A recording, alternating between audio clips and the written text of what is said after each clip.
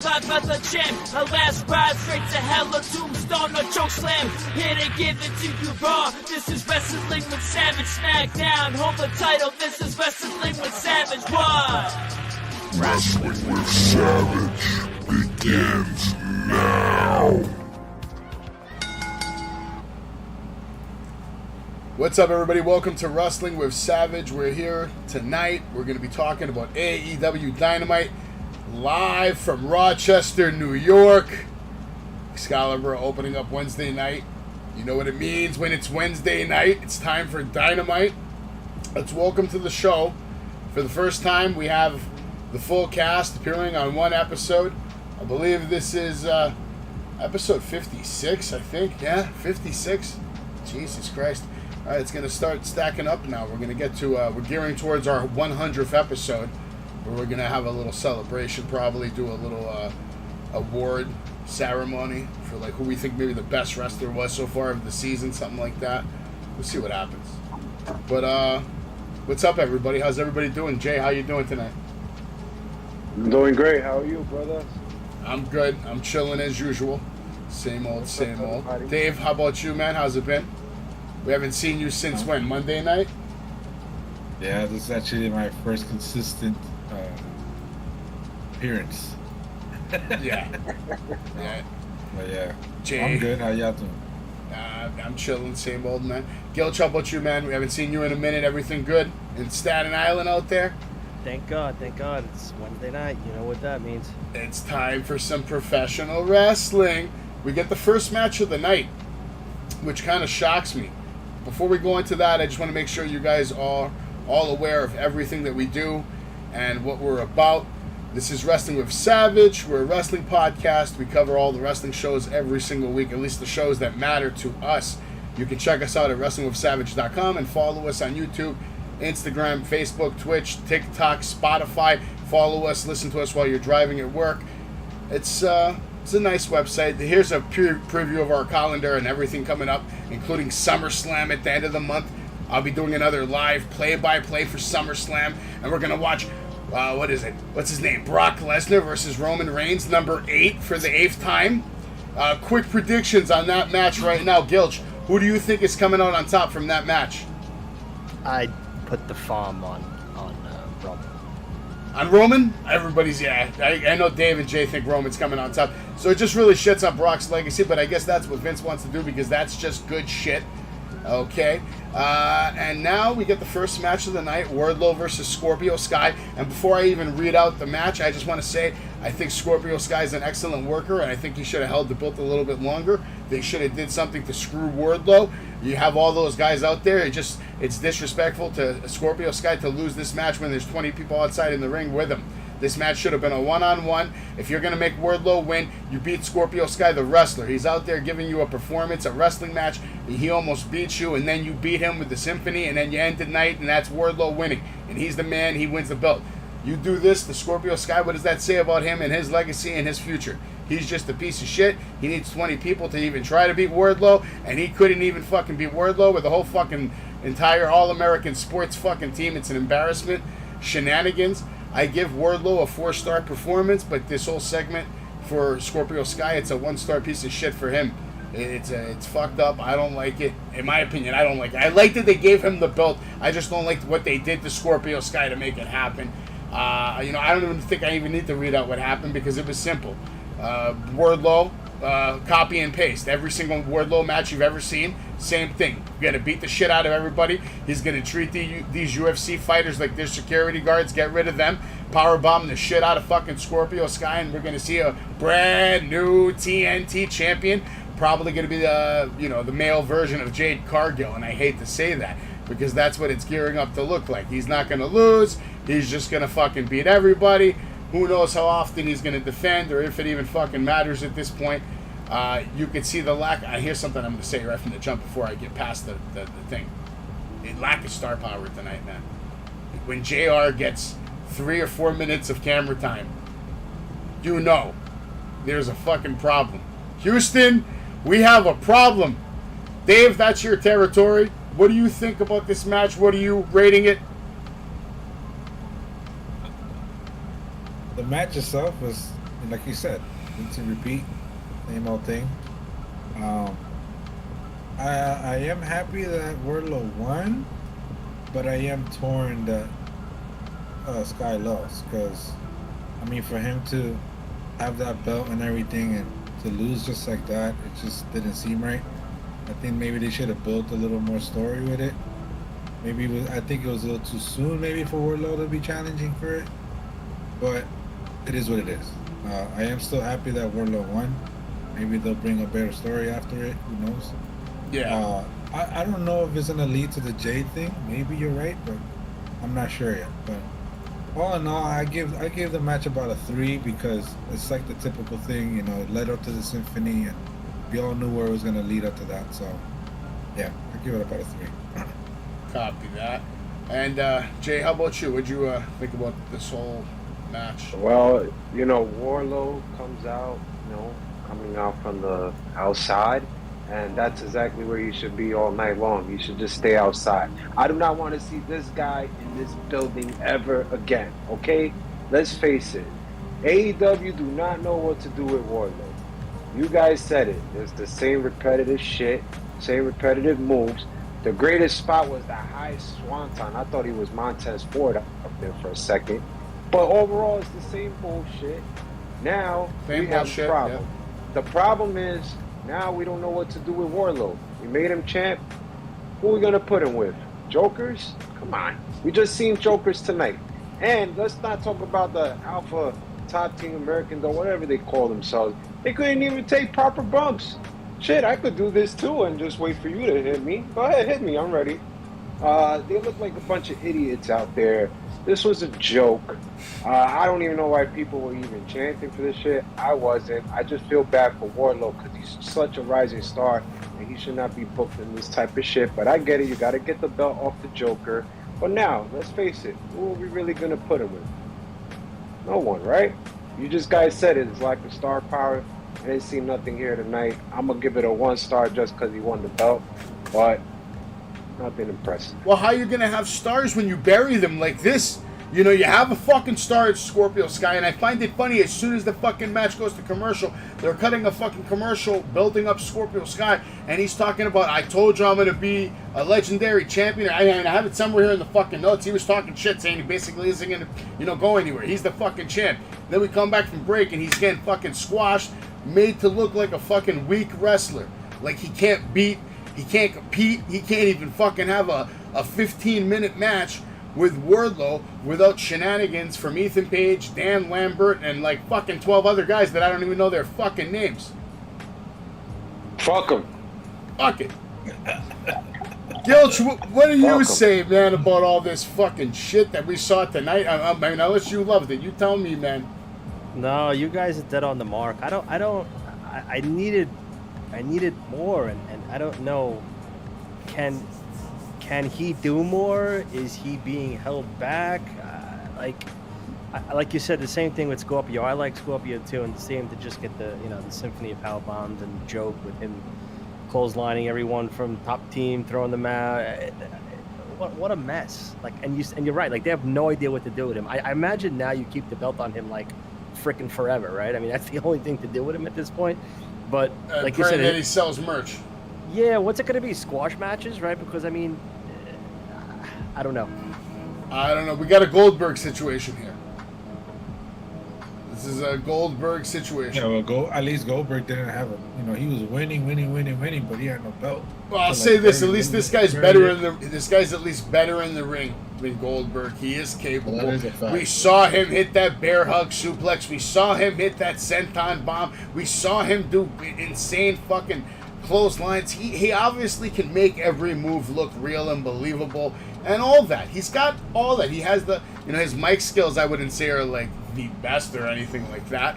He's cut some decent promos over the years. Put him with a manager. Excuse me. I want to just say something here, ladies and gentlemen. First of all, to everybody at home, this was beyond shits because this was a street fight.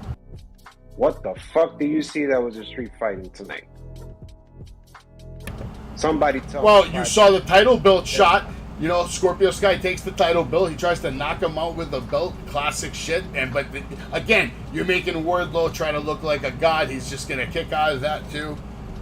Oh, they should have put chairs and tables and chains and all that shit if this was a street fight. At least go on the outside, fight in the crowd for a little bit, 2-3 minutes, come back. There was none of that shit. Well, they do that shit a lot in wrestling today. They just call these matches whatever the fuck, just to call the match on the card, have it to, say something. I don't know. I guess it's a street fight. Disappointment. So, hold on. Jay, what did you grade this shit? What are you thinking about all this again? 1, Dave, you? Was 3 and Gilch? I'll go 3. Crowd reaction. They were in. All right. Like I said, Wardlow ended up coming out looking like a 4-star superstar, but that's a problem. He needs to look like a 5-star superstar, but I can't make him look like a 5-star superstar when you're shitting on someone who deserves more. You're making him look like a 1, so it all balances out to a 2 for me. I give this whole thing a fucking 2. It was written badly. These guys should have had a money feud.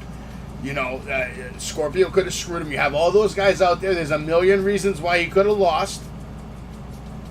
He's not the champ yet. And you build it up. This could lead to MJF? Who? I just think they rushed. You think it could lead to Who? MJF? Because remember, I'm just MJF joking, man. was MJF about to hasn't go. been on TV in a long fucking They time. rushed. So you think they're going to rush that now? MJF going to come take the They belt rushed. off? They rushed. my- They rushed. It's not a bad idea. My first It's not a bad idea. My first thought when Wardlow got the belt was like, what does MJF think now? Because MJF was always like, oh, if you get that title, it's mine.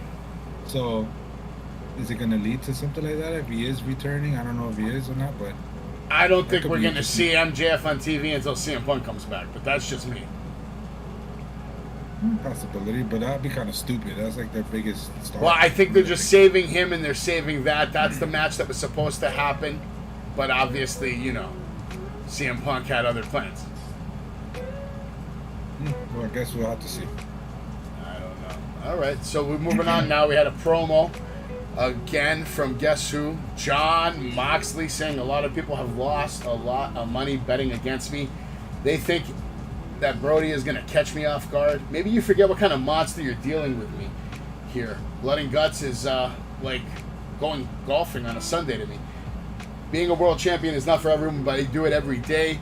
Stay up or get stepped on. He said much more, but it's more of the same typical Mox hype promo.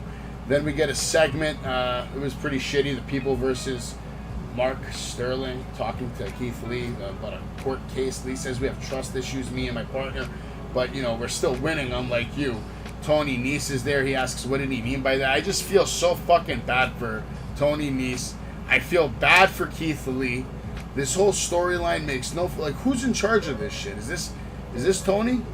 If this is Tony, this is bad. This is not good. This is not good. At all. I don't like any of this. You're making Keith Lee look even stupider than he did in WWE, and I didn't think that was possible. But, good shit, Tony. If that's you. He's on TV. I know Jay likes that. He's smirking up there. He loves it when I bash out Tony for a little bit. Hey man, I've been telling you guys, everybody out there at home, that Tony Khan is the worst booker, but What are the thoughts on John Moxley promos, like always nonstop, making him look so fucking like a god? And then, you guys digging that shit? Are you sick of it? It's like it's more of the same to me. I thought the promo was way too long. Yeah, right? Like, he doesn't need to be talking for 4 minutes about the same shit every week. Right, and it's the same exact thing every week, and it's cool. It was cool. It's just the same thing every time. It's definitely not cool anymore. I don't know. Yeah, it's getting played out. I don't like the whole what they're doing with Keith Lee and Swerve either. I got no interest in any of that at all. If Punk was going to be out this long, you're telling me you couldn't come up with something more creative to do with this belt in the meantime than just stick it on Mox? Yeah, it's just a pretty, because we know where it's going to go. He's not going to lose. He's going to hold the belt for a long time because we know he's that kind of superstar. They're going to give him another crazy run, especially with what we saw tonight, which we're going to get into later. But first, let's get into the only moment of the night that mattered. That's the moment that Christian Cage walked through the door to cut another promo, baby. That shit was It was good, man. Christian's here with Luchasaurus. Christian says, here we are on the heels of Blood and Guts, but I'm the cage everyone is talking about.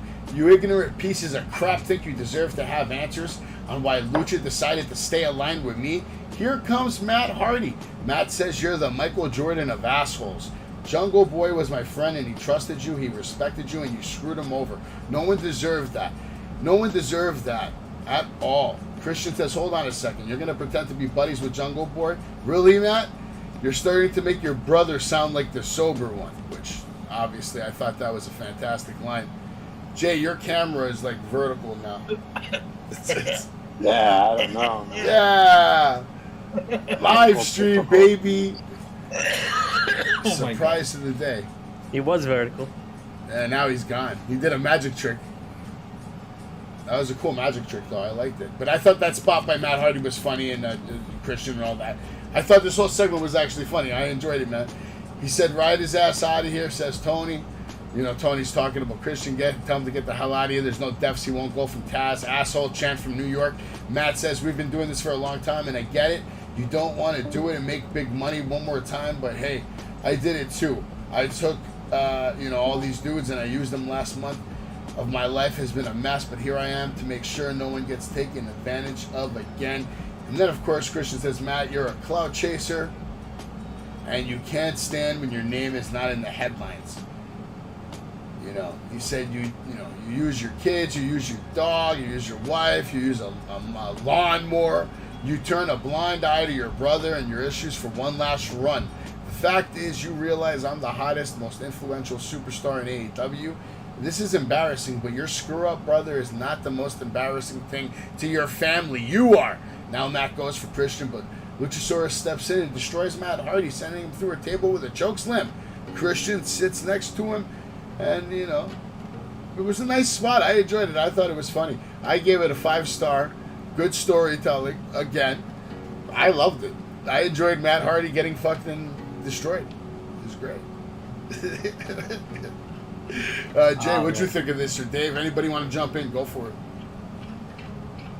Gilch, there you go. Somebody. I think Dave was going to jump in, but I saw him a little coughing there. So sounds like Dave's about to fucking die. Coming in with the save. On the live stream, that would not be good. I'm loving Christian right now. I love him, yeah. I forgot, he's been such like the rah-rah guy behind the Jurassic Express face machine that I forgot how deep and dark he goes. So I'm enjoying it. Okay. Dave, how about you? You grading it or nothing special? No, I don't know. I don't like grading promos. It was a good promo. It was a good segment. Of course, Christian's still trying to cut deep, talking about using his brother, and even though he's an alcoholic and all that, I don't know what can he say next now after this. Like, he already used the dad thing, dead dad. Now he's still making fun of Jeff Hardy's problems. Oh, what he's gonna do next? Like, he's just being the ultimate asshole. So great heel work. And I'm not surprised. He's a legend. I think we're seeing like a temporary replacement for the MGF promos for now, right? Probably so, but I think MJF was a little more harsh. Fair. What's up with you, Jay? What you think? Shout out to my camera for being a piece of shit, first of all. Yeah. Number 2, I told you guys, I love the turtleneck. It always works, and it worked for me tonight again. The lines was great, but like Dave said, it's becoming a little repetitive, and he's going to run out of things to say, and I think there really is things out to say. Who else are you going to put him with? Let's face it. Hardy again? Who else? There's really nobody. We lack stars here. I like where this is going. Luchasaurus, I got to see a little more. But overall, this is a 5-star right here. Okay, 5-star. Wow, really? I just did a test, guys. This was a national grid test. I wanted to make sure whether we can see the figure that I just put on the screen or not. I don't know if anybody on my team over here saw the figure or not. We might not be able to see him. I don't know. I guess we'll check it back later. I'm going to watch the footage tomorrow to see if we can see him. Yeah, if you don't know who I'm talking about, it's the future 17-time champion, the Peacemaker, because that's all I see when I see John Cena. I just wanted to throw that out there. But besides that, let's get back. What? Who? Yeah? You guys noticed the new Christian Titantron? Yeah. That was great, right? From outwork everyone to work everyone. Worked everyone. No, it's beautiful. Great. I'm a big Christian guy right now. I love everything they're doing with Christian and Jungle Boy. And I hope to see the payoff, which is going to be a nice build. We'll see what they do with that. And the payback and all that shit. Because it should be severe. We're going to see Christian get his ass kicked. For sure. The question is when. Might take a while. But it was good. We got a video package from 2.0 talking about how Eddie Kingston is done. Anybody have any comments on 2.0 at all? Anything? No? Okay. We get an interview with Claudio and Jake Hager, which I'm not going to go into details, but it turned out to be like an instant classic. It was a good interview. They made it feel like old school. I liked it. You guys didn't like that? This shit? This shit right here. Yeah, I liked it. It had an old school feel to it. I thought Claudio did a good job on the mic. I just have a hard time taking Hager seriously anytime like exactly. His lips open. It's a joke. I kind of tune out a little bit. I'm trying to give these. I'm trying to give these two WWE legends a little bit of a break here, but all right, you guys can rip on them. Who said they're legends? I did. Did one get fired? Did one get fired? Did you see the way Cesaro body slammed the Big Show at that Andre the Giant Battle Memorial? I'll remember that for the rest of my life. It was a beautiful sight. He has a moment. He has a WrestleMania moment. He's one of those guys. Do you guys think Hager, we the people, you know that shit was money, bro. We the people was We the people is fucking good, man. Come on, man. That wasn't even his idea. That was all idea of Dutch. And he made it work. He made it work, Dutch. Bro. It was all Dutch. It wasn't Dutch, man. That's the only reason that was good because of Dutch, bro. So what? Dutch or not. So wait, you guys have... All right. Quick question, and I only want a one-number answer. From a number of 1 to 10, how much do you want to see this storyline play out and have matches? How many matches, and what do you, like, how much do you want to see this shit? Anybody? You want to see it at all? I'd rather 1, see 2? Eddie and Carter. Be honest. How many matches do you guys want to see with these guys? 1 match, 2 matches? Just one? One and done? That's it. He said 0, okay. More than that. He said 0, Jay? I'll give it a 1 and done. 1 and done. All right. We'll see if we get a 1 and done from this Claudio Jake Hager. It's going to be next week, guys. That's the one match. It's going to be next week. We'll be calling it. It'd be interesting to see how that match plays out. Now we get the match, the Butcher and the Blade versus Keith Lee, Swerve Strickland. To be honest, I was pretty impressed with the Butcher and the Blade tonight. There was one big botch, and it was definitely because of Swerve doing that leapfrog, just landing right on Blade's fucking head, just completely shit the bed. I don't even need to read the fucking notes about that one because I can freestyle it. I saw it and it was that fucking bad live. Sometimes I think about why I even read the notes at all because, fact of the matter is that not only do I watch the show, but I fucking edit parts of the show too and clips and all kinds of shit that I try to do and keep up with everything. And if anybody can analyze this match right now better than anybody, it's me. And I don't even need to read the notes about this match. This match was disgusting. On Keith Lee and Swerve's part. But, Butcher and Blade, they killed it, man. They're really good in the ring. They're good workers, and they had to compensate for a lot of bullshit tonight. And fucking Keith Lee was just bouncing them around. They had to deal with all that bullshit. This guy's no-selling mad shit. Fucking Keith Lee, man. He shouldn't even be allowed in the ring. He's like a cheat code, this guy. If people are hitting him with shit, they're just bouncing off him. It's fucking... I feel bad for anybody that's got to wrestle that guy right now because some of his spots are brutal. He's killing Keith. people. When Keith Lee was released, I remember saying to my friend, I'm like, just thinking about how bad WWE like creative is like, how do you screw up Keith Lee? Like someone like Keith Lee, and AEW is kind of on the same path right now with this guy. I don't know. Keith Lee finally take down There was a huge heel kick that happened. Swerve almost falls. Swerve has help from Lee. We see Swerve and their glory, and they pick up the win in a heated battle, I guess. Good work from Butcher and Blade, taking the abuse from Keith Lee. Now we see Hobbs on the mic with Ricky Starks. Hobbs says, two grown-ass men. Starks says, you two don't want to act like somebody. You two are not on my level. I'm sick and tired of where you came from and all the talk about what you've done. I'll beat your ass right here, right now. He was going pretty in on that one. Hobbs was trying to get him to calm down. I think he said, I'll beat your ass too, get off me. He was trying to, go nuts, So he's pretty good on the mic. The kid's got it. Young Bucks then came out, who have heard enough. They say, we don't, have to apologize for nothing. We helped create this company, and everyone is eating well. But don't forget who set the table in the first place. You two teams are good. You're good. You guys get 4-star matches, not 5-star matches. It's an off night for the Young Bucks. And you guys couldn't get the job done against Jurassic Express. They beat you. And then guess who beat them a few weeks later? Read it and motherfucking weep. We did. And they talk about a proposal. There's going to be a match, apparently. A 3-way tag. I don't know. I gave that segment a 4-star. The match was like a 2-star.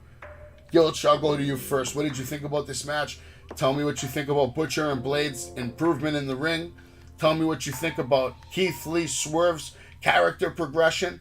And then tell me what you think about, Powerhouse Hobbs, Ricky Starks, and of course, Young Bucks. And let me know what you thought about the fans chanting FTR, which I thought was the best part. And then the Bucks had to say, we're better than them and you know it. That shit was great. Ain't no party like a super kick pate. Yeah, so. Everyone you just mentioned in that question to me on this match, I love. I don't love the Swerve Keith Lee dynamic where this is going. I'm not crazy about it, but I love Keith Lee in the ring. I'm a diehard Bucks fan, and dude, Butcher and Blade. I'm glad you're bringing them up and they're getting some more TV time because they are good, man. They are really good. They're great workers. Yeah, and they're like AEW originals at this point. You know what I mean? Right. Like some of the non-pillar originals, for sure. Yeah. So what do you think about everybody else? Like who was your what do you rate in this match? What did you think of the segment? Just bring it out the gate, man. Right now, it's all good. You can shit on it, you can love it. It don't matter. I'll give you 4 on the segment and 3.5 on the match. Okay. All right, Dave. How about you? What'd you think of the match? The match sucked. I didn't like the match at all. Their finishing move, what was that? Is that supposed to be like a coup de grace or something like that? He didn't even land on it. It's I didn't even understand. I was like, what was that? Yeah. So I was confused with that finisher. I was like, okay, whatever. I guess they won. I never really watched Strickland before. I like Strickland a little bit. I like him better than Keith Lee because Keith Lee is just a big dude. It's I don't see the big deal about him. At least not right now. He hasn't really shown me anything that's limitless or whatever you call it. So the match to me wasn't. I didn't like the match. So to be nice, I guess I'll give it a 2 or something like that. I didn't really care for it. How about the segment though? The segment was. I loved the segment. The Bucks came out. They put it on them, saying, "Yo, you're here because of us. Don't forget that." And I kind of found it funny how Hobbs came out and called them trick ass bitches. That thing was hilarious. I was like, what the hell? So I really liked the segment. I give it a 4 too on that. Yeah, the segment was fun, man, but the match was shit. Jay, what about you, man? What do you think about the segment? Why don't you rate the segment first and then the match? Because I'm sure it's going to be funny. Please let us have it, Jay. Let's break down the segment. First of all, it was very impressive when Hobbs came out on the mic because we don't even see or hear Hobbs on the mic. So I thought Hobbs killed it. Ricky Starks, I thought, killed it too from the beginning, but I thought he was kind of running out of things to say towards the end. So the Young Bucks right here kind of saved the whole segment. So I'm going to just go 3.5 on that. Okay. Now, as for the match, let's face it, there was a lot of spot calling, especially by Blade on the outside, and especially in the ring when he was going to do that neck breaker. He just called the spot right before it. It's very difficult, and you could tell by all four guys they didn't even know what to do if one should go on the corner turnbuckle and stay there or whatnot. Keith Lee looked very confused at one point. I don't think these, teams mix well. Swerve gave a pathetic leapfrog. I don't know why he went that low, but it was that low. Looked like it really hurt Blade's fucking face. So this just wasn't doing it for me. So I'm gonna give it half a star. All right. Well, I honestly gave it a 2-star. The segment was a 4, but the match was only a 2-star. There was a bunch of botches, like you said, a lot of obvious spot calling. But Butcher and Blade still made a lot of shit look good, and I want to see more from them. I think they would have a serious tag team run, but they need to get away from all these stupid, shitty matches that they get booked in. Man, the booking is just so bad. I like how they emphasize on with the top five. Remember that point? They were I actually liked when they did that. That was I have actually had that in my notes too. You're right. They did say that was a good part of the match because it made it feel a little more real. Like, hey, we can't get DQ'd, man. We can't just throw this away. Otherwise, we're out of the top 5. Yeah, that was good, man. But whatever. Let's moving on. Now we see Malachi Black. He's talking about how he admires Moxley's violence. I envy the experience you're about to have with Brody King over here, and he's just going in. Christ, we see Brody King come out at the end. You gotta hear this shit. Hyping up Malachi Black. I don't know. Because I guess he's not going to be in the match. He's not going to interfere because, the point of this is just to make John look like a monster. The whole point of this is to make John look like a fucking monster. Why can't he talk? And they're sacrificing bodies right now, left and right, just to make sure. Why can't Brody talk? All right, so let Brody talk. Because he just fights. Hear another grown-ass man. He fights. He's a fighter. Now we get an interview with one of my new favorite wrestlers of the modern era. Lately, I was late introduced to this man. A tough man from New York. A little outlandish at times. Sometimes a little over the top. But for the most part, he looks like a good dude. He looks like he wants to, give back to wrestling, have some kind of piece of history. Eddie Kingston, man. I gotta give it to Eddie Kingston. He's earned my respect over the years. He does his part, man. He's funny. He's a good story character, man. He's funny. He's a good worker. Nobody wants to work with him, bro. That's not true. That's not true. It is true. We got another interview with him. I thought it was funny when he told Tony to hold up that mic. He said, "Be professional. Hold that mic up. Stop being lazy, you fuck. Hold that microphone up." Tony was like, "Okay, let me hold it up, man." He says, "See, I'm a nice guy. I'm maturing, He goes, he sounded like he was either he was drunk or he was trying to pretend to be drunk. Chris Jericho, you made me a liar. I did not taste your blood. You did not bleed. Jericho, now live on the Tron. You want to taste my blood? You want to get crazy? Let me show you how crazy I can get. Tay Conti now slamming the door on Ruby Soho. This will happen to you, Eddie. We need help here for Ruby Soho, the commentators say. We go to break. Back Taz and Excalibur talking about how that attack, it was nasty. What'd you guys think of all this? Whoever wants to go first, just jump in. Dave, trash? Trash. I didn't even understand it. Like, why? What the hell does Ruby Soho have to do with it? Like, it was so random. I was just sitting there, like, what? Why? Like, why would Eddie Kingston give 2 craps about Ruby Soho? Like, it just didn't make any sense. I don't know. Yeah, it was definitely super random, but I feel bad that, like, they're putting Eddie in this, like when is this gonna end? I feel bad for Ruby. Like, why would she put in that? Because she ain't winning the title.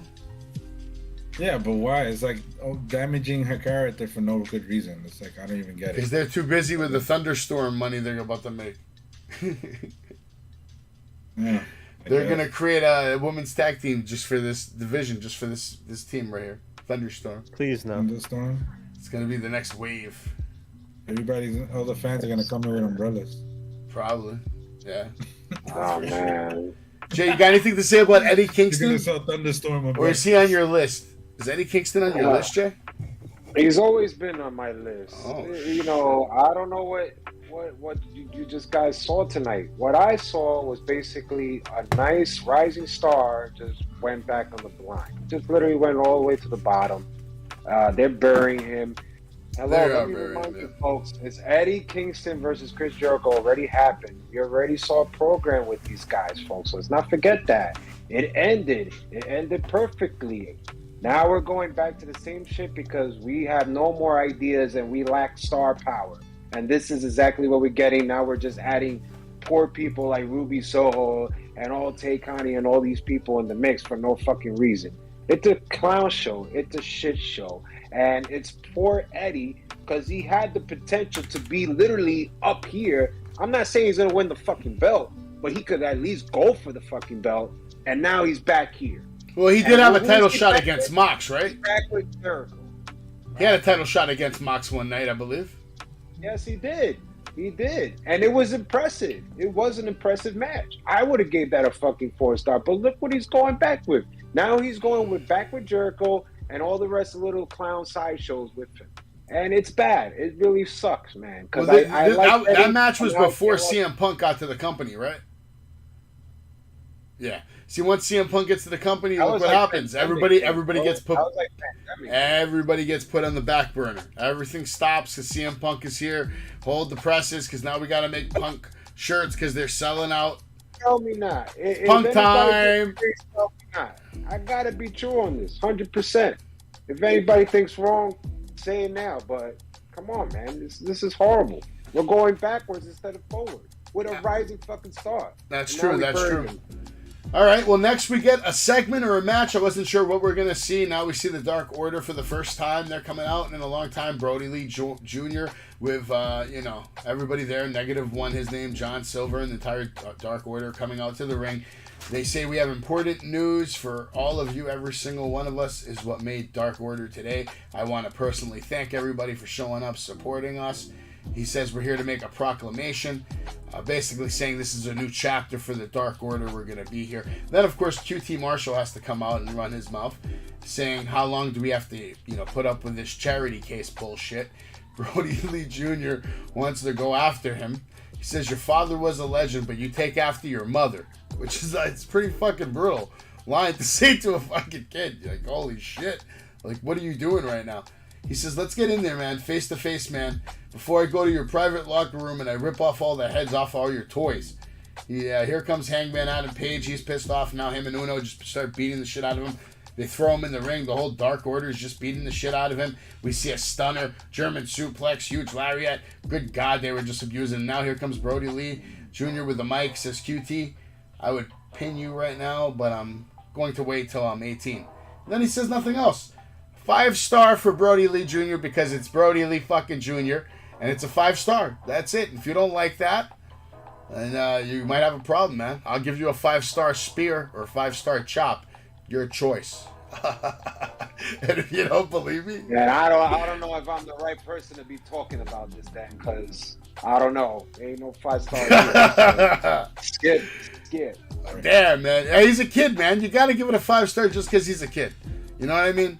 He's a kid, bro. I was kind of hoping that he came in and did a cutter on QT Marshall. That would have been hilarious. Listen, truth be told, he had a little hesitation on the the promo part at the end, but he still pulled off his line. He's a kid. He's not even, I don't even know how old is he, 11 years old, 12 years old, man. They're asking a lot out of this kid right now. Like, in my opinion. Like, leave this kid alone. Yeah, at least he's getting a little chance to have his shine. So. Well, yeah, listen, you don't know how important these kind of moments are for, like, his family to get the support they need now that the, dad's gone right now. So this kind of shows good support. I love the fact that they're still, doing segments for, this guy to honor him and his family and help them, have a It's good not life. overkill. It's not like they do it all the time. No, it's a couple times a in their year, own town, something like so. that. No, it's cool. I don't got no problem with it, man. What I do have a problem with is Hall of Famer Jim Ross hobbling his way to the ring, like in slow motion.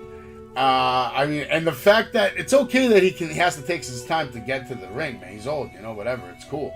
But why they have to fucking show it in 4K HD or 8K HD in some people's TVs is beyond me.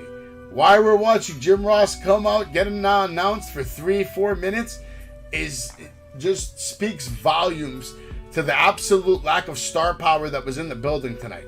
Either people, and I also noticed it in the match we're going to be talking about next, which Jim Ross was coming out to call, Penta versus Roosh, which was a phenomenal match of the night for sure, without a doubt. They killed it, I thought, in my opinion. I liked the match. You didn't like it? It's okay, fuck you, I liked it. I'm just joking. But Jim Ross getting this, like, you know, extra time, the match went extra time, so I feel like somebody that was supposed to be there wasn't there, and they had to prolong airtime. So they had just the camera on JR for multiple minutes, and then they forced these guys to go an extra 5-10 minutes just to kill some time. That's what I think happened, 100%. Somebody missed their flight, somebody didn't wake up, someone's alarm didn't go off, some shit. Somebody got arrested, DUI. We'll hear about it tomorrow in the dirt sheets, as always. As always, man. These wrestlers, they can't go untraced anymore. It's over, baby. This ain't the 80s. It's over. Someone's getting you on the Snapchat. Get your ass. Getcha. What do you guys think about all this Jim Ross business? No comment? Nothing? Jay? Nothing? Jim Ross gets a pass from all of you, right? They're gonna lose me. I might not even do the show because JR is gonna call every match, and I knew this was me. I was on the couch, I was watching the show. I was like, oh man, there's a lot of segments going on here. Then when JR come, I woke up because I knew, I was like, oh, it's botch time. Because I knew it was going to be bouches from the announcements to commentary all the way into the matches, and we short-seen it. I can't wait to talk about Thunderstorm. Wow. You guys are terrible talking about the great legend like that. Wow. Is it true? No, please, Gilch, go for it, man. Defend Jim Ross's honor, man. I don't have a problem with Jim Ross. Jim Ross is a fucking legend, and he's a great guy. I would defend him as a horrible person. This is what I would say. As soon as he come out, he sits on it. He's like, well, Regal's something here about it. It seems to be dark around here. Fuck did we hear that shit for? We don't need to hear that shit when someone's coming out. Yeah, he's been kind of bad for a while. I'm just like overly tolerant with him just because of who he is, and I still feel like of like all the, you know, when you go back to the AEW story, and obviously he wasn't for the, you know, he wasn't like a major player in the inception, but you know, you put his voice behind commentary to get this thing off the ground, and that like added like I feel like a big level of validity to it. But he's getting up there. He's not sounding great. Of course he's not sounding great. He's fucking old, and man, he's got a lot of fucking miles on those damn tires. He needs to sit his ass at fucking home and fucking enjoy some professional wrestling. Start a little podcast. Start a podcast like Cornette did and have your piece of the corner of the internet, because Jim Ross has a lot of influence in this business. He has a lot of fans, and his podcast would probably be more watched than Cornette's, and maybe even fucking, what's his face? Bully Ray. Busted open. You don't know that. You don't know, that. He'd get his slice. I don't want to hear somebody that has dementia and you have to open the vault of like the secret stories. Dementia. He has pauses. Wow, man. Let's just fucking whatever, man. It's buying time, whatever. I'm so fucking pissed off right now because July 23rd in Lowell, Massachusetts. Actually, let's not get into that yet. We'll save that. Yeah, I laughed when I saw Lowell, Massachusetts. Yeah, because I'm tight. I'd love to go to that match, man. I might go to that match if I could, and it's the main event, so maybe I could make it down there in time. The problem is my son's birthday party is that same day. So, you know, I'd have to have the party, I'd have to wrap it up, blah, blah, blah. Then I'd have to drive to Lowell, Massachusetts, and make it in time to see the main event, which would be Samoa Joe versus Jay Lethal, right? I'm assuming that would be the fucking main event. Because if I get there and that match already happened, I promise you I'm getting in that ring and I'm getting arrested. Recorded there, because Gilch, don't think I won't, because Dave could tell you real stories about me actually like shoulder blocking referees out the way, knocking them 10 feet. So don't think there's no one at ringside who's capable of stopping me from getting in that ring and clotheslining the shit out of someone. The cops. Witness it too. So. The cops. Are you kidding me? I've seen. That one, the white security guard, the bald guy with a little bit of a beard, he looks like he'll just fucking eat somebody. Maybe. I'll low bridge him, though. I'm not a fucking little guy. I'll get in that ring. What do you get? A big deal. You get arrested for one night, you get out. Wrestling with Savage. On the t-shirt, I'll pull this on the hard camera because I know where it is. Yeah! I'll get in that, that archive. That would be worth it. That's It fun. might be worth it. It's funny because if you look at my navigation history from yesterday, you'll see there's an entry for Lowell, Massachusetts, because I wanted to see how far it was. Oh, that's funny. And when it went up to like close to 4 hours, I was like, yep. Yeah, I've taken that drive to Lowell, Massachusetts at least 100 times. At least 100 times, if not more. A lot of family in Lowell, Massachusetts. But we're getting to Lowell, Samoa Joe in a second. We get the match Penta Escuro versus, what's his name? Roosh. Escuro. He comes out with Rey Fenix, who's in street clothes with Alex. Street clothes, as Charles Barkley would say, versus Roosh with Andrade. No idea what his manager's name is. And they tell us on commentary that we have no idea how many matches these two men have had in Mexico, but their rivalry goes back about 5 years. And they promise us a good match. Roosh looks like a legit superstar. I have a feeling we're about to witness a really good match on TBS. Always. Penta and Roosh open up with about 20 chops to start the match off. Roosh trying to get a suplex. Penta turns it into a roll-up, catches nice kick, sending Roosh outside. Now Penta with a baseball slide, and Roosh catches him with a back elbow. Tries to send him into the stairs. Now Penta reverses it with an arm drag off the stairs. Roosh comes back in the ring with Penta. He was busy taunting. Now we see Roosh catch a stiff forearm. Now we see an Irish Rip, series of splashes, nice drop kicks to the back of the head. Penta with 2 sling blades. Now Roosh outside. Penta goes flying with a flip over the top rope. Now landing well. We get a nice woo. We see a spear. We see that guy, what's his name, Alex. He spears Andrade's manager. Anybody knows Andrade's manager's name? Isn't it Jose? Jose? Well, whatever. Alex speared the shit out of Jose then, and I thought this part was funny. I didn't see that coming. All of a sudden, he just, he goes in there and just fucking spears the shit out of him. I thought it was funny. Now Penta with the backstabber. Roosh counters with a quick power slam, going for the cover. Kick out from Penta. Roosh takes Penta into the corner. Penta counters with another backbreaker. We cover, though. Another kick out. Now Penta and Roosh trading chops again, beating the hell out of each other with some headbutts. Now double headbutt. Penta's mask almost comes off. Roosh, big knee strike. Both men are down. The way the commentary was talking about these guys could keep going, it shows me they don't have anyone in the back ready to go for tonight, and they're trying to kill as much TV time as possible. Now beating the shit out of each other. They're getting brutal with big chops. It's a nice fight. We get stomps. Nice selling by Roosh. He is a legit performer, a legit wrestler. He looks like he's trying to piss off Penta. It looks like we're about to see a real fight even break out now. Penta's showing life, but Roosh, knocks Penta back, connects with a big missile drop kick, near fall again. Penta kicks out. Roosh was shooting out like a cannon, said Taz. Beautiful drop kick. Roosh heading to the top rope, now catches a stiff senton. We get another kick out. It looked like a late kick out, to be honest, though. Nasty elbow drops Penta from Roosh. Now Penta with the roll into the cutter, super kick. Now going for his double underhook power driver, but Andrade gets involved, distracting the ref.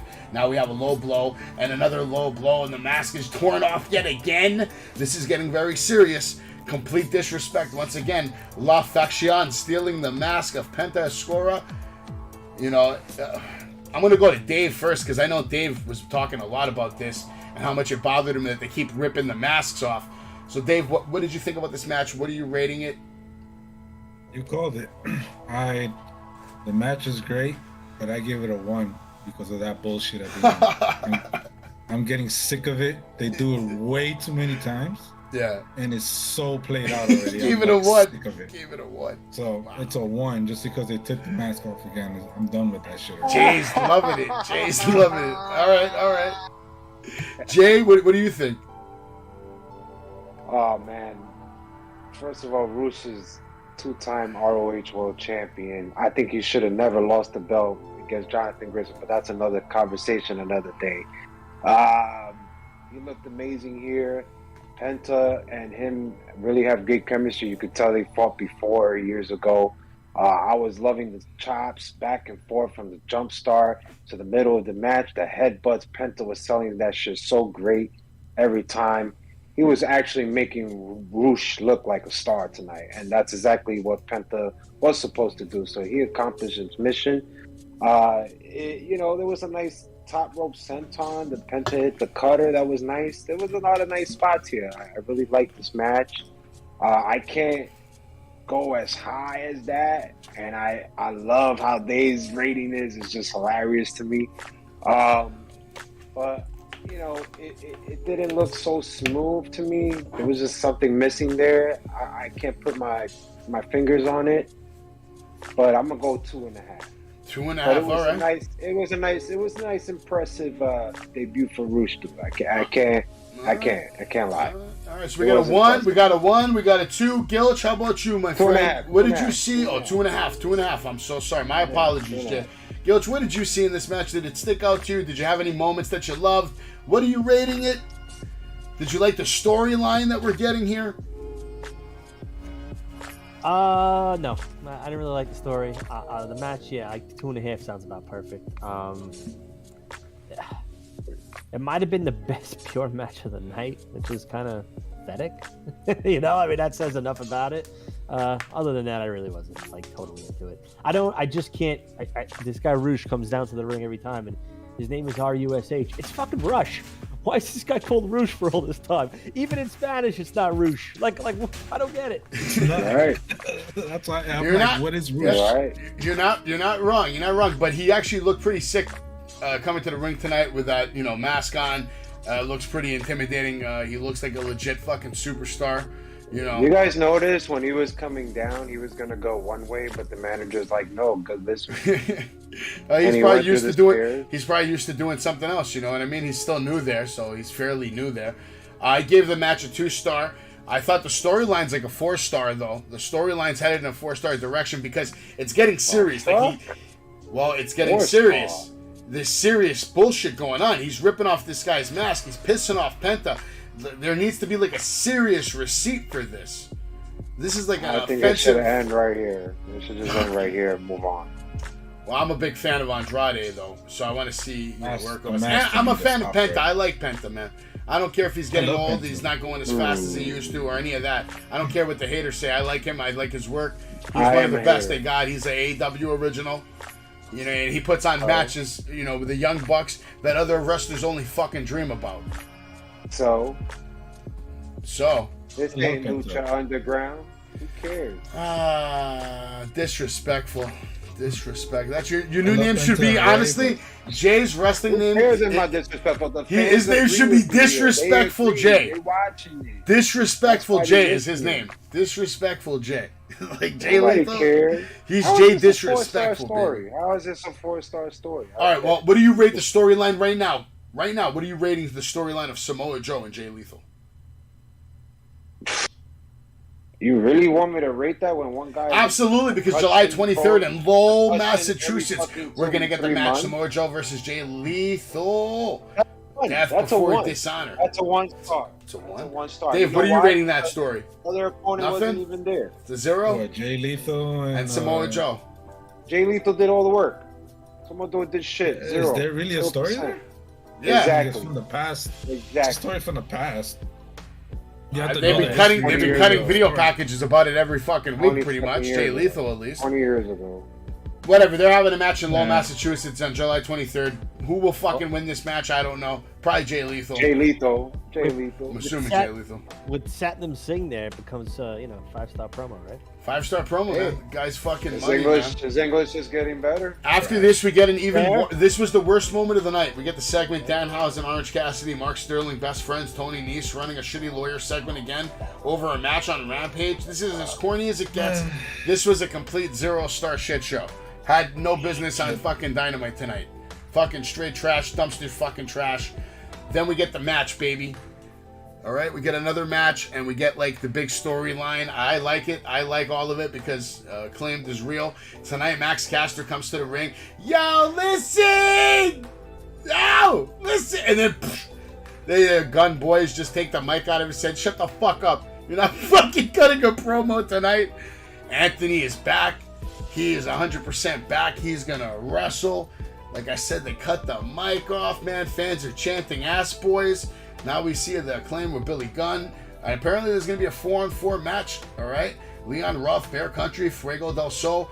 They're still together. Now I see the ass boys and the Acclaim. I see now the drop kick to Fuego from the Gun Club. Austin now outside. Colton now stomping on Fuego. Blind tag from Anthony Bowens, who is returning to action, who now attacks the whole team of Fuegos. who sees this, opportunity, gets a tornado DDT off the top rope. Bear Bronson running through the Acclaim, the Gun Club. Taz says he's looking great. We got another power clothesline to Colton. Now Bear Bronson with a big power bomb, but Max Caster with a save. Now Austin tags in Anthony, who's back in, connects with a nice super kick, and Billy Gunn's Famouser in nice fashion. Tag to Max Caster, and then Colton tags in while Max hitting his mic drop, elbow drop. Austin Gunn tags himself, and it was a weird situation because he comes in, he's trying to get the cover, even though Max Caster's the one that does the elbow drop. He's trying to come in there and get the cover. They have some beef, they argue, they fight. Billy Gunn comes in, he tries to break it up, and then of course at the end of the day, blood is thicker than water, so he takes his kid's sides, and they start beating on the Acclaimed. Anthony going up to Billy Gunn because he probably really thinks of him as his father, because he probably doesn't know who his dad is. Who knows? I don't know. And that's where I see the storyline going. Like, Daddy! Going up to him with the scissors. Daddy! I loved it. I thought it was fucking hilarious. I was laughing when he was like with the scissors. He tried to scissor with Billy Gunn one more time, but Billy Gunn was like, no, sit down. I thought it was great, man. I loved it. I thought it was I'm gonna be a mark right now for Max Caster, and this is 5-star storytelling. Whether all the performers involved aren't capable of 5-star matches, this storytelling is fun. It's a fun story. And, I know it's just a silly little story, but I'm enjoying it. So, what did you guys think of it? Jay? Gilch, you go first this time, man. What do you think, man? Sorry, thank you. Please. It's definitely more entertaining than Danhausen, so... Yeah. Oh, just scrap that shit now. I mean, really, like... But, I enjoyed this. I like all these guys in here. I didn't know, like, where the storyline was going originally when he was, like, kind of, like, pitted against his son, but now he's with them. I mean, is it just leading us to like a tag team rivalry? I guess. Anything else to see more Max Caster in the ring. But you want to talk about building heat. Imagine going out there tonight, you're in Rochester, you haven't had a live event in a year, and you're waiting to hear Rochester, and then the ass boys grab the mic, and that just was pretty funny to me. That was a great moment. I didn't see that one coming because that's the first time that's ever happened. Just cutting him off like that, because usually everybody loves hearing this guy's promo, and they didn't give it to Rochester tonight. So that was genuine heat right there that the Gun Club was able to produce. Dave, what'd you think of this? He's gonna be like, this like announced? Wasn't this announced like out of nowhere? Like they were like, "Oh, we just added this, just announced now," and probably it came out like it's almost like they just thought of it on the wing. It was too obvious too when the whole mic, they took the mic away. You already knew there was gonna be a turn. So to me, I felt like it was just too obvious. So that's for sure. I agree with that. I don't know. I give it a 3. I like the end. I like the Famouser and stuff like that. It's a nice reminder of Billy Gunn, but it was the just match too was way, trash. It was way too obvious. The match was trash, but I like the story. Everything in general, and everything in the whole, I put it like a 3, whatever. So okay. It wasn't that big of a deal. Like I said, it was way too obvious, and I feel like they kind of like winged it. Like, oh, you know what? Just throw this in there. And then on top it off, this guy comes back from being injured and just to get his ass whooped and turned on. It's like, it's kind of stupid. So yeah, it is what it is. You would think they'd save him and let him have a good big return or something like that, kick some ass. And maybe like later, like kind of lead to it, But I enjoyed the scissors part. When he reached out to Billy Gunn one last time, I enjoy the Famouser. I could just see that footage being played like in a year when they have some kind of like storyline match or something down the line. Something like that. Jay, what do you think, man? Man, you guys got a lot of heart for trash. On it. Give it. I'm sorry, you guys at home gotta be listening to all this praises and shit. None of this does it for me at all. You guys already know. I'd rather be. I don't feel this team. I'd rather be home watching matches of the Fiend. That's my rap right there. That's what I think of this. Hopefully they're out of this clown show within the next 2 to 3 months so they could be taken as a serious team so I could take them seriously, but nothing here to rate. Understood. After this, we get a promo from Miro. I ride out the gates of heaven to destroy the gates of hell, and I'll buy you a bag of coins. You're going to need many, because you're going to have many eyes to cover when I'm done with the House of Black, because the Redeemer is coming. quick promo. I liked it because it was just short and sweet. I'm not gonna rate it, but it was a good promo. Anybody have any comments on this? I'm not gonna rate it. Short. Different. Same shit. I feel It's like still good though. I feel like every promo is the same thing. I want to see something a little different in the promo. I'm I not want to saying it's see bad. him. I want to see him but fucking it's wrestle, the man. same thing. Wrestle. And where was but fucking I Pac, wanna see bro? a little different. Again, Pac probably Little couldn't make different. his fucking flight. There was probably supposed to be an Maybe that's what All-Atlantic it was. There Championship you go. match or something. Maybe that's what. Then don't happened. give That's it why in. That's Fuck, why they Give it man. to the wrong guy. switch things up for him. Fuck, man. I like at least that he's making it sound like he's gonna go after the whole House of Black. So I kind of like that, and I like that he said that God has to come and destroy the devils and stuff like that. So Yeah, he's talking all this crazy shit. Like I said, he's basically like the Ultimate Warrior right now without the title. So The Ultimate Warrior was a little more Warrior. crazier, but at least Miro makes sense. yeah, give Miro a couple more years, man. He might turn even more crazy if they don't give him a title. He might fucking snap out, start killing people. Guy looks scary, man. Miro's the real deal. Anyway, You next think we he'll get be champ the soon? no, Champ soon? no, unfortunately. What Not champ? even like within the next year. No. Hell no. Not even the next 3 years. Punk has to come back. They have to clear out that whole storyline. Then MJF's gonna have to if they're keeping about the TNT MJF, he's gonna have his run. Yeah, maybe. All right. Good luck if you can beat Wardlow over there. That'd be a good. That's a good matchup right there. Yeah, Miro but and you have to Wardlow. shit on somebody. They could have an even match and still have like one can lose and still go over. It's not like you have to win to go over. So I think that especially that makes sense too. You can Listen, see Miro to me, beating if Wardlow. there's a time to make Miro champion, it's right fucking now. Like right now, because otherwise there's no time. Like you can make him just shit on Moxley. Moxley, It was why is pandemic Moxley days. champion right It now? was pandemic days. I Like think it you was can pandemic. you can build up Miro, and then Miro versus Punk fucked it would up. actually be not bad either. He should have been champion pandemic days, but they fucked him up and they put him in the shit show of a best friend gimmick. Best man. I'm sorry, best man, not best friend. Yeah, they Best kind of did man. shit on him Gamer, from the remember? start. Gilch, what are your thoughts on blonde Miro, man? fucking You got anything hair. to say on Miro? Go on, fucking- Go back to Miro for a second. I don't know. I don't know. I don't know where he goes from here. I really don't. Yeah, that wouldn't be a bad idea, him and Wardlow, but I think we're probably going to see Wardlow in a bunch of squashes,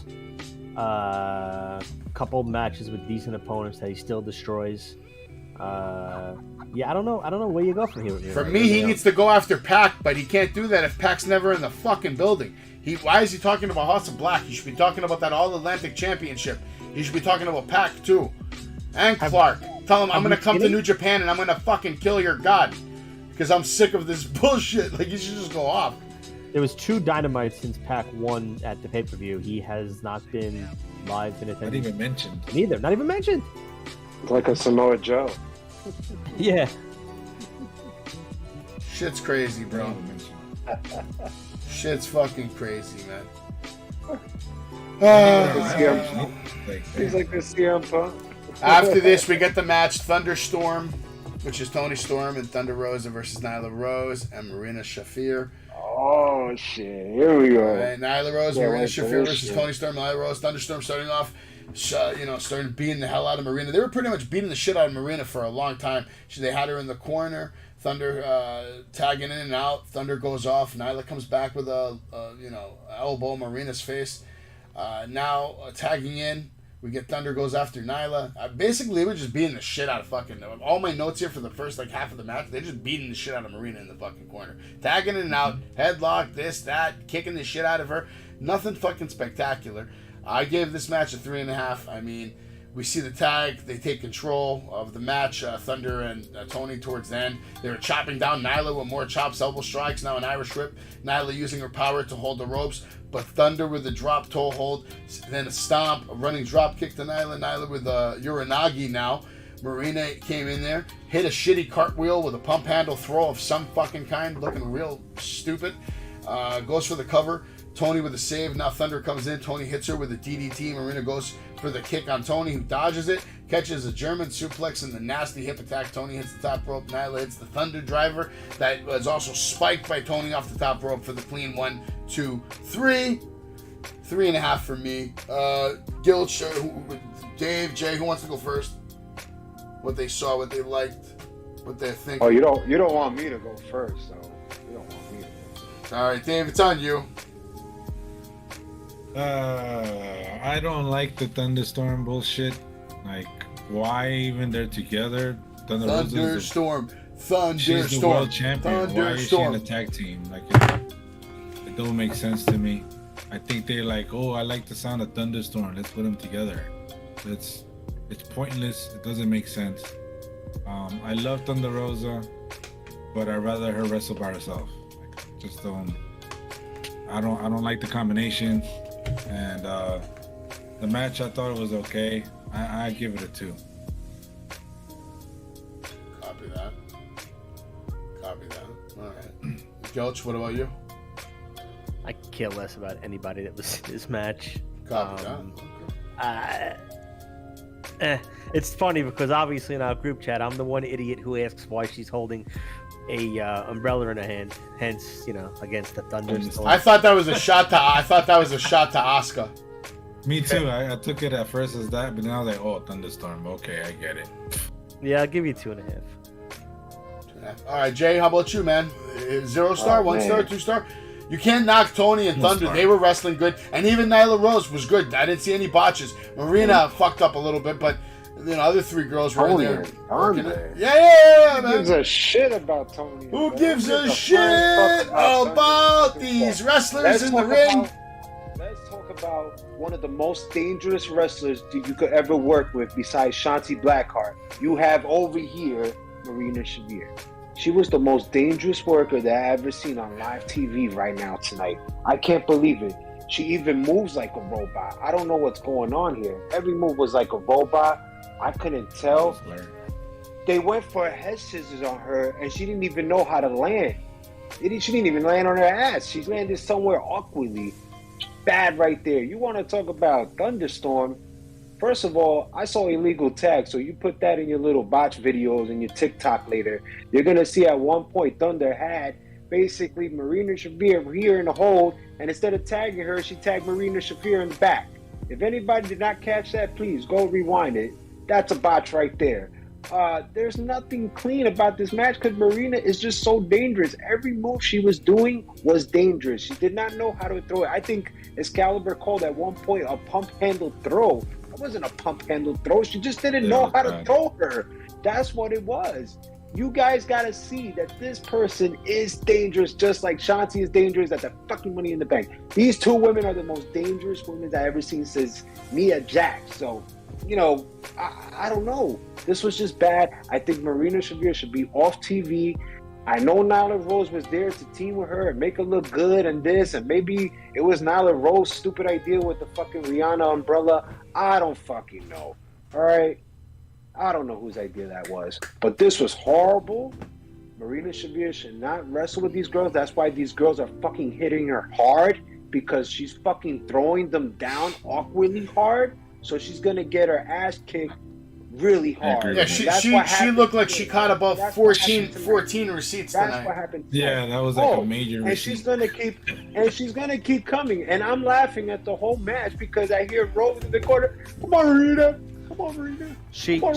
The leash on her is not going to be long. I doubt she has many. And by the back. way, it's week after week. By the way, can we talk about the facials and not selling? What the fuck? She can't sell for shit. And when she sells, she's selling so long that Thunder's ready to do a move and this girl's still selling. Like, hello, hey, no, stop. I'm ready to do a suplex move right now. I'm going to suplex you, no? So it was just horrible. I don't know if this was a test for her to see, because she was really in the ring more than Nia Rose tonight, which I am fucking surprised at that. This was disaster all over. I feel bad for Thunder Rosa. They didn't really make a lot of botches, just that big botch that I mentioned. But, I could understand. You can't really do nothing. You got 2 top women working with someone that's not only dangerous, but doesn't even know what the fuck they're doing. Doesn't even know how to properly take a bump or even throw someone. So, I feel bad for these both women. I'm going to just give this, I guess I'll give it a 1 just for, for these 2 kicking fucking Marina Shafir's ass in the match. So I'll just give it a 1 for that. But this woman should not be wrestling on TV again. All right. That's a tough take. Took a while, man. You got all that off your chest? Jesus Christ. It's off my chest. It's off. All right. Now we got a promo standing by with Tony Schiavone right away. We hear cut the shit. If a wrestling company can have an interim champion, we can have an interim baddie, money, something. He's talking about something about $1,100. Tells her to step up. Jade says it's on you. She doesn't deliver. It's on your ass. Stokely says you can trust me. Whatever. I'd rather see her wrestle than cut this promo. That promo doesn't do nothing for her. I can't even rate it. It was fucking trash. I'd rather see a match. Whatever, man. It is what it is. I like the rising star because I think that girl got a lot of potential, but she should have more matches, not be in the back baddie, but see where it goes. Oh, the new one, Layla with her. Yeah. She just has the look. So then we get an interview with Daniel Garcia calling out Wheeler Yuta. I spent an hour with you in the ring, but I am determined. I beat the hell out of you for an hour. He's like, you don't scare me. I was in the ring with you for an hour. You gave me your best shot, and now I want a shot at your title. Basically, it's weird. He's asking for a shot at the title, even though he has a shot at the title. So I thought as soon as the promo was over, I was like, this was bad. This was fucking bad. I thought it was a shitty fucking interview. It was bad during the... Yeah, Daniel Garcia is not the brightest tool in the shed, eh? Was it me or was he reading cue cards when he was saying all this? You could even fucking worse. Even fucking worse. And then we see the best news of the night. The best news of the night, the FTR calls out the Briscoes for FTR versus Briscoes 2 to determine who the best tag team in the world will be. Are you guys excited about this match? I didn't expect that announcement. That was actually cool. Nobody? I'll just say that I am excited. The first match was cool. The second, hopefully it's better. But these guys should be in AEW, man. I don't know I hope it's not that controversial tweet they did many years ago, but I would like to see them in AEW fight on the tag team. Okay. All right. If you guys got nothing else, it's main event time. Jon Moxley versus Brody King. William Regal joins the commentary. Brody coming to the ring solo. Now here comes Jon Moxley as we get ready for the main event. JR says this is how you greet a star. Both men lock up. Brody shows his strength right away. Shoving Mox in the corner, connecting with stiff chops. Brody giving Jon Moxley a chance to get up, and of course he comes. Here comes Moxley in the face of Brody with forearms to Brody, and Brody now with forearms back. Now Brody sending Mox outside into the steel barricade. Right away we're going outside. Brody for another running like attack. Always. Mox dodges and Brody goes flying into the stairs. Now Mox sending Brody back first into the barricade. Mox breaks the count. Yeah, right away gets back on King with a headlock and knees to the face of Brody King, and now goes for maybe a power driver. No, Brody counters to a backdrop on the ramp. I thought that was a stiff bump. King sends Mox over a table. Now a big chop to Mox, who is laid out on the steel barricade. Now Mox with a drop kick to the shin of King as the action spills back into the ring. Now Mox with a figure four working on the limbs of this big man. Mox going for another takedown, gets now an elbow drop on the left leg of King, working on that limb. Brody now trying to fight out of it. Mox with more mat work, stretching that leg some more. Good wrestling, which I thought was cool. I was like, all right, finally, good wrestling. But, he didn't even focus on that towards the end. It just goes in a complete different direction. And at one point, Moxley, I'm not going to read the notes anymore. Moxley just goes off, starts beating the shit out of this guy, doing all kinds of fucking suplexes, just all these spots like, I'm a monster. Blah, blah, blah. I'm going to kill this guy. He just kills him, just buries him. I mean, he makes him choke out. He makes him, do the stone. They did the whole Stone Cold thing. He doesn't tap out. The ref just calls the match because he fainted in a chokehold. But Moxley was just abusing him before this submission, beating the fucking shit out of him severely, making him look like a little man, and making Moxley look like a big fucking superstar that he's not. Like, I don't like that shit. Like, you're just making this guy try to look like a god at this point. Like, come on, man. CM Punk's supposed to beat that guy? He could barely fucking walk during the Hangman match, but he's gonna beat this god mode version of Moxley? I'm supposed to believe that? You got this guy out here just slaying demons, slaying members of the House of Black. I actually liked the match, though. I did like the match. I thought it had good pace. And I know Jay hates it when it goes outside, but I felt like they actually stayed in the ring way more than I expected them to. So for that, I'm giving it a 3.5 star. Gilch, what did you think of this match? Yeah, I'd give it 3. That's fair. Not a fan. I didn't like the match. I thought it got kind of stagnant a couple times. Give it a solid, like a 3, really. I can't go any further than it. Okay. I only gave it a 3.5 because I didn't see too many botches or anything crazy like that. And the men put on a match. They finished it, whatever. Mox goes over looking like a stud. That's the booking. Dave, what do you think? More in the hand, like 2.5. Damn. All right. No, I respect it. I feel like Brody King, even though I'm not a big fan of him, he is a big dude, and he didn't look like a big dude in this one. Like, he was getting dragon suplex by John Moxley. Like, what? I definitely had that in the notes for sure. So it's like, and then at least if maybe he lost to the what's it called? The Paradigm Shift. That's what he calls it. Yeah. If he finished him off like that and it was a pin, I would have been more acceptable of it. But he beat him with a submission. It's like, how much weaker can you make this guy look? Like, he's supposed to be the big guy of the black guy of the House of Black, but he's getting tapped out by John Moxley. Like, I don't know. I disagree on the way they booked this match. I think that maybe they should, even if Moxley won, it should have won in a different manner. So I didn't approve of it. I think it's a 2.5.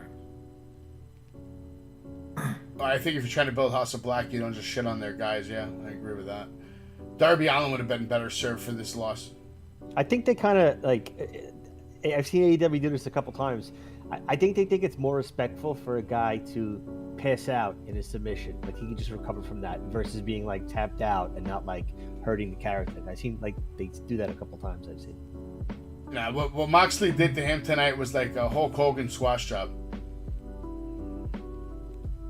Pretty much. I mean, this guy looked like Gunther out there for a second, or Gunther. He looked like Gunther. And I'm not talking about Brody. I'm talking about Moxley. Moxley was out there like he was fighting fucking Akira Tozawa. Yeah, that's what I said. As I said, the one thing that caught me was a dragon suplex. I was like, what? He was fighting Jungle Boy, just launching him around. He'll always be welcome to me. Shit was wild, man. All right, here comes Jay now to tell us the truth about wrestling. Listen. What Tony Khan is doing is disrespecting the AEW World Heavyweight Championship. That's that. I don't even want to buy it. I don't even want to buy it for my son. I don't even want to buy it for myself. Not even a gift for you, Savage, or Dave, or Gilch, because I feel like I'm giving you a disrespectful belt. That's how much we're disrespecting this belt right here. We have John Moxley fighting a fat dude on live TV with a bunch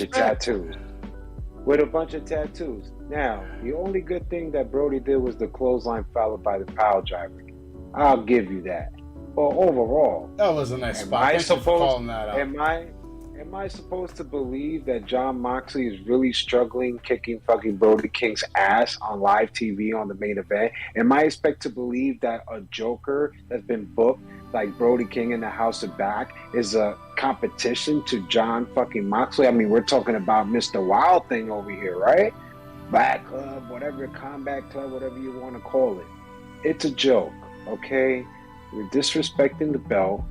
If you really want to take John Moxley serious, you got to put him with some serious competition. I can name 5 wrestlers right now. Shit, put Andrade, put Rush, put anybody, just not Brody King. It's not good. Why not put Malachi Black? Why did we even go to the Brody King? Well, who made that call? Nobody thought of that? We talked about Malachi Black earlier. You say he cut this promo and everything. Shit, he should have been the one fucking fighting for the fucking belt. Right or wrong? But we went into this round. We went into this route. It started like a shit show from the beginning when JR said, I can't find Regal. It just started off bad right there. Please, JR, you need to retire. We'll make a petition and make everybody sign this so you could be off commentary forever. You could bring the guy from ROH to replace your ass. It's cool. He's way better than you. Savage, I'm sure you know his name. But overall, this is not believable to me. We need to put John Moxley into serious competition. This wasn't it. And you know what it is? We have rising stars like Darby Allin that could have really at least made this match more interesting and more live, because the crowd wasn't really there, if you really think about it. And there wasn't no really spot to really go, oh, besides probably the one I just mentioned. So even the paragraph shift was weak. So it wasn't doing it for me, but I'm going to go a little lower than Dave. I'm just going 2. Well, real quick, shout out to Lolly. Yes, I know the music is getting too loud. I did it on purpose so I could hear the music over Jay's fucking non-stop fucking continuous fucking ranting every fucking night. You should have heard this guy on NXT last night going on and on about fucking Zion, fucking Quinn, who, by the way, is a fucking loser, and he's going to continue to fucking lose until he gets his debut on WWE as one of the Maxim male models. What's going to happen on SmackDown, folks? Tomorrow night we're off. It's Wednesday night Dynamite. We're going to still talk. I don't know if anybody wants to stick around. If you do, we could get into a little general wrestling bullshit. Otherwise, everybody can go to sleep and have a good fucking night. I know my air conditioner is waiting for me. I'm sweating fucking bullets sitting here talking about this shit show of a fucking night. In general, this was a shitty Dynamite. I did not feel completely entertained. There was maybe 2 good matches. One good promo. I don't know. What are you guys rating the night?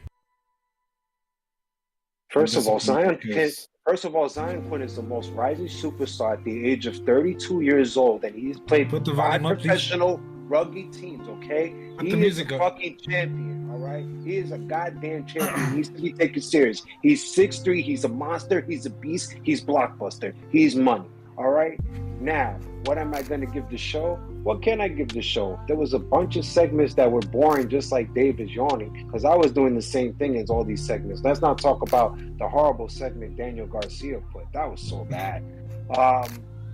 Was there really anything good to be talked about tonight? Not really, just impressive spots here and there. But I like where my rating on this is, 2.5. Can't hear you, bro. Can't hear you, brother. Can't talk, man. Yeah, 2.5 maybe. 2.5 maybe. For the night. I don't know. Give it a 2. This Dynamite was, comparing the Dynamites that we had in the past, this was a disappointing Dynamite. This was a pretty disappointing Dynamite, to be honest. And it fell all over the place too.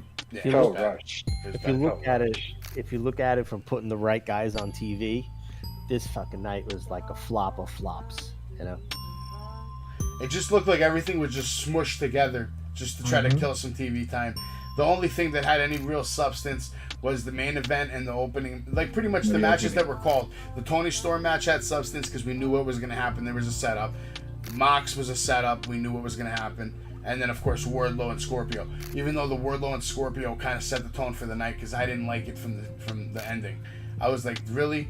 We're just going to make him champ just like that? We're not going to build a story. We're not going to, make Scorpio, work the program for a couple of months. Make them work it at a pay-per-view. Like, that's when you get the payoff at the pay-per-view. You make people pay to see him become champion. It's basic wrestling 101. And how Tony is making so many mistakes, even though there's, archives and archives of evidence of what to do and what not to do from previous people and previous similar stories and characters and runs and shows. Come on. It's basic booking 101. You build the story line and you make money off the payoff. Well, what the fuck is that? I think Tony Khan is just sitting on just made all these time bombs and they're about to explode because now you put Wardlow the belt and now I feel just like all of y'all, who really is going to take this belt? And I don't want to see him do 3 or 4 or 5 symphonies every Wednesday. You know why? Because it's getting really repetitive and boring and corny. And it's going to really lose its edge. And it's not doing it for me no more. It really isn't. It wasn't doing it for me tonight. So, nothing creates a superstar better than opposition, man. And Scorpio Sky could have been that opposition. Dan Lambert could have been that opposition. Ethan Page could have been that opposition. And you make them work for it, man. Well, this is just so bad. Was Page even there? Page wasn't there, was he? Yeah, Ethan Page was there. Yeah. Yeah, this is just an example of fanboy booking. That's what it is, man. Fanboy booking. Yeah, no, you can see it's fanboy booking.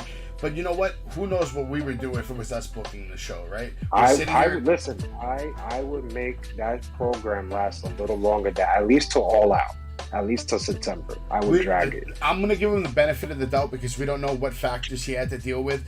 Who couldn't? Like, how many people no show tonight? How many people couldn't show up? I mean, a lot of things obviously changed tonight. Why we can't give a well-earned guy like one of the originals, like Scorpio Sky? Why we can't have him get a big payday at All Out defending your belt, against Warlow? I mean, I would have dragged it out to then, and then see. Well, I don't get some time to think where would I. Why do you take the belt off Sammy and then make Scorpio just lose it immediately to Wardlow? Like, you don't even try to give the opportunity for this guy to, number one, sell some T-shirts, sell some toys. Why would you put Sammy with Frankie Kazarian in certain segments, and then all of a sudden that just he's got to go back to the Jericho Ass Society. And Frankie Kazarian went back to Impact Wrestling. Right?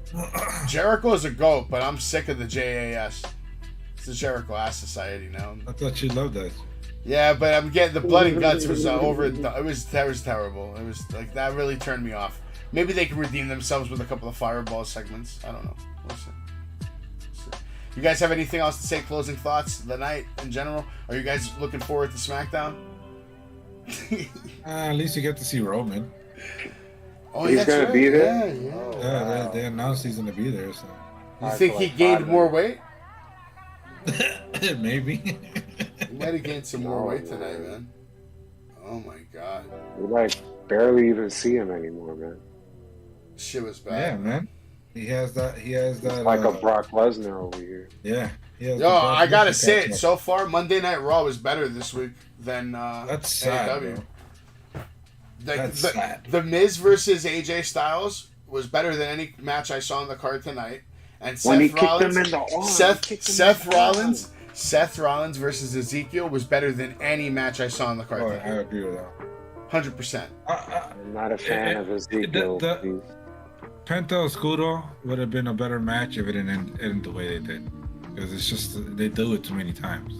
I'm just talking about the show in general, man. Well, I think we're talking about matches, so I thought the match was great, but they fucked it up with that bullshit at the end. I was a big fan of the Seth and Ezekiel match. I thought they absolutely killed it, man. Carmelo it looked like a classic wrestling match out of the 80s or something, you know what I mean? Like, I loved it. What's the route forward with Theory and the briefcase? Like, where do you guys see that going? That's going, I don't know, to be honest. I'd probably cash in right away. Shake things up. They want to make him be that splash guy, have all these records. I'm the youngest this, the fastest this, the youngest that. They're probably going to have him be the youngest Soul Survivor, Let's Survivor Series. He's going to be the youngest cash in, the youngest, whatever, the youngest Royal Rumble winner, youngest, whatever the fuck. He's 23 right now, right? He's young, yeah. I wonder if he would get a huge pop, like if he beat Roman, like a good pop, you know? If he wins the title, he's not the youngest, though. No, he's not. He's not the youngest. No, isn't Brock the youngest now? 20 years old? Oh, it was Randy. I think it's Brock now. It was Randy, and then Brock did it. Because Randy came first, no? I think so, yeah. Yeah, Randy was there during Evolution. He did it first. He was the youngest. And then Brock, I think, broke the record. I think he's still the youngest. 20 years old. That's crazy. 20 years old, just fucking Brock Lesnar just coming in. Oh, yeah, sure, I'll be your champion. Oh, yeah, you're right. And he didn't even want to be champion back then. He just said, fuck it. All right, I'll be the guy. And he came out and murdered it. Nobody had a better transition than Brock, who was like untrained in wrestling completely. Oh, shit. No, if this guy does win, he will be the youngest. Because Brock was 25. Brock was 25? That's what it says here. The youngest champion is Brock Lesnar, who won the title at the age of 25. I thought he was like 20. Damn, I'm off. Yeah, I thought Randy was 23 then. How old was Randy? So that means if Theory wins the title right now, he is the youngest winner of all time? Yeah, because he's 23, yeah. Man, you guys have high hopes of someone that opened the briefcase in front of everybody on live TV and made a big botch, but okay. No, I didn't say that. I just said if he wins it, he would be the youngest. That's what I'm saying. You know my Come on, feelings man. about Theory. When they come down to the ring, they just come with a briefcase. They don't come and open There's the briefcase nothing in and the take out the fucking fucking briefcase. paper. They just cash in not the ready. briefcase, man. Yeah, but that shit had no paper in it this time, right? I'll tell you There's what, nothing though. in it. He's more ready than anyone that you fucking know, bro. You're bugging. That kid's I money, think Oh, Randy was I never 24. said he wasn't money. He's Wait, what the just fuck? not That ready. don't make sense. man. His money. He's- Yeah, That Dave. don't make no sense. Dave, you're money, but he reading ain't things ready. from one of those like National Enquirer websites or something. He's not fucking nonsense. ready. No, Wikipedia. he's not fucking ready. You think he's Gilch, like, what do you ready want to have see all these happen? main event What do you want to matches? see happen He's with the not fucking briefcase? ready. You want to see him cash it in on Roman right away or hold it? He's not gonna cash it in this year. Let's just get that out of everybody's head. He's not gonna cash it in this year. Will it be on Roman? No. I have no. It will not be on Roman. Maybe the guy that beats Roman. Maybe Cody. I'm Just calling it. Cody. You know what? I'm fucking After, calling no, it. listen. No, Listen, he already after all said the it. years of him finally getting the goal. No. Here he comes out and screw his moment. I'm Just done. like Daniel Bryan got screwed by Randy Orton. Listen, No, that's a good story. Fuck this that. is not a Fuck prediction, outta guys. This Fuck is not a outta here. prediction. This is a spoiler, and because he said it to us already. He already said There it we go. at SummerSlam. Brock and Roman are gonna beat the hell out of each other, and I'm gonna cash in, and I'm gonna be the champion. And that's exactly what's gonna motherfucking happen at SummerSlam. Theory's gonna cash in on Brock or Roman, and he is your new WWE champion. And guess what? He's better than you. He's better than all your favorite wrestlers, and you know it. I'll tell you what, he's supposed to be the future, but you jobbed him at WrestleMania. You just jobbed him on the next pay-per-view. Heck, maybe they make him cash in and then fucking end up not winning and job him again. Like, that wouldn't even surprise me. That's a possibility too. You're right. And then Cody comes back and takes it off Roman. That's what I'm calling then. At that point. I wouldn't mind Theory screwing Cody. That would be good TV. That would really be good TV. He finally wins the belt, and then he gets. Well, at least this adds something to SummerSlam that wasn't there before. It adds a level of interest now because now there's the possibility of so many different things happening at the end of the show. So, I mean, that's kind of cool. SummerSlam and a lot of these pay-per-views don't usually have that kind of excitement to it. And to have that extra layer of excitement, it makes it a little more fun to watch and gives us something to look forward to. And there's no real rumors which way he's going right now, but that Bray Wyatt is lurking on someone. Vince is out of his mind right now as far as booking goes. This guy's ripping scripts up last minute, just completely changing things. Doesn't give a fuck. Unexpected. We don't know what we're gonna see from WWE right now with the way they've been booking stories lately. Just tearing the pages. Look what happened to Judgment Day. Just rip it apart. I'd call that. I should have wouldn't. never done the switch. I wouldn't be shocked if they bring Is back Edge coming Bray. back at SummerSlam? Of course, they need him. They got no stars there. So what is that? What is he gonna fight Finn Balor? What are they doing? He's probably doing a fucking tag match with a fucking newbie like fucking Will Morrissey from fucking Impact. Maybe. Pretty much. That's terrible. And I That's like his brother, right? I like Morrissey. Morrissey was Or his impressive son? in It was supposed to be AEW. his son? I don't know. That's just Was some it his son or stupid brother? creative. I don't know That's who's some gonna be here creative Friday night for shit. SmackDown and Rampage. Anybody on board? I'm gonna try my best. Gilch is here? I'll try. Can't make promise. All right. Well, I'll be here. Gilch says they give me the half thumb, maybe. I don't know. Maybe. I'm going like this. That's the Orange Cassidy. I guess we'll see what I happens, mean- man. Friday night. This has been Wrestling with Savage. This is episode 56. Thank you guys, Dave, Jay, Gilch, for all being here. This is going to be my cousin that takes us out. Everybody have a good night. God bless, and we'll see you guys on Friday night.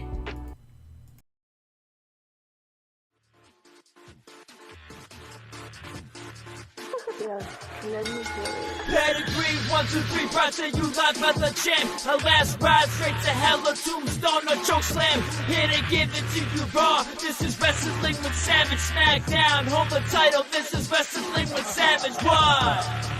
Wrestling with Savage begins now.